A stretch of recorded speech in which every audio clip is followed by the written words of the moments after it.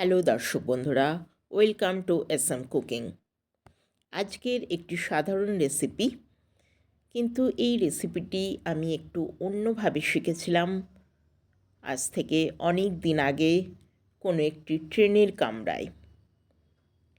যিনি শিখিয়েছিলেন তিনি আজ আমার ভিডিওটি দেখছেন কি না জানি না, তার সঙ্গে আমার এই মুহূর্তে কোনো যোগাযোগ নেই, পরিচয়ও নেই। তবু তার শেখানো রেসিপিটি আমি আজ শেয়ার করছি।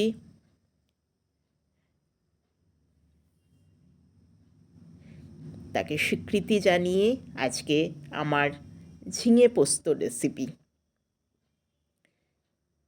আমি ঝিঙেগুলো খোসা ছাড়িয়ে টুকরো করে কেটে নিয়েছি।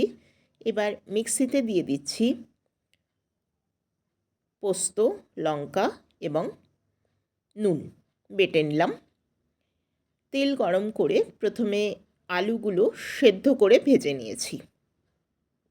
একটু লাল লাল করে আলুগুলো ভেজে নেব।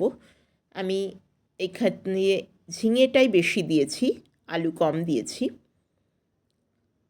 আমি এখানে 6টা মতন ঝিঙে ব্যবহার করেছি, যেগুলো আমি টুকরো করে নিয়ে দিয়ে দিলাম।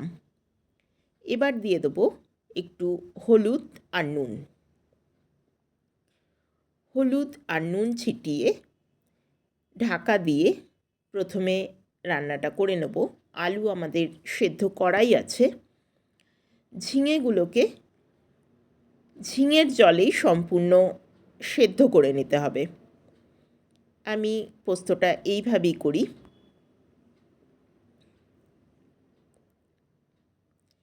এবার আসি, যিনি আমাকে ট্রেনের কামরায় এইভাবে ঝিঙে পোস্ত করা শিখিয়েছিলেন, তার দুটো টিপস ছিল, যে দুটো টিপস আমি এখানে ব্যবহার করেছি।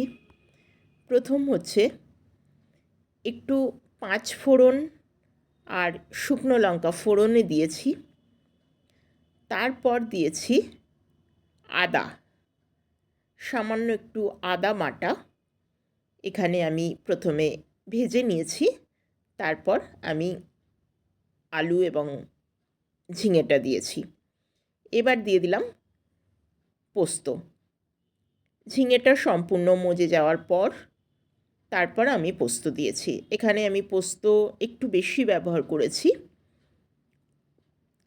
আর এই পোস্তটা একদম ভাজা ভাজা হবে, শুকনো থাকবে পুরো। রেসিপিটি কেমন লাগলো অবশ্যই জানাবেন।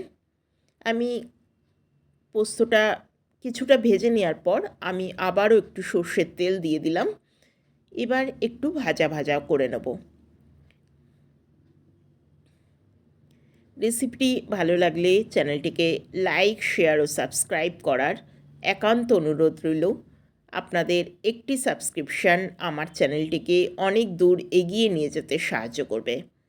রেসিপিটি দেখার জন্য অনেক অনেক ধন্যবাদ।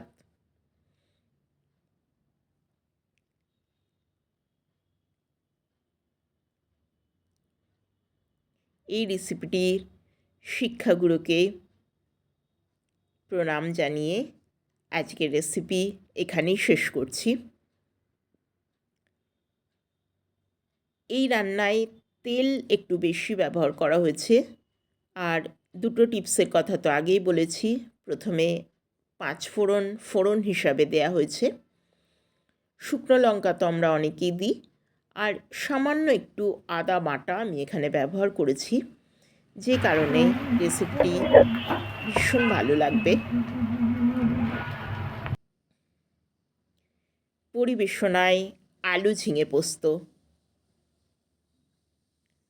আশা করি ভাতের সাথে আপনাদের সকলের মন জয় করে নেবে আজকে আমার এই রেসিপিটি।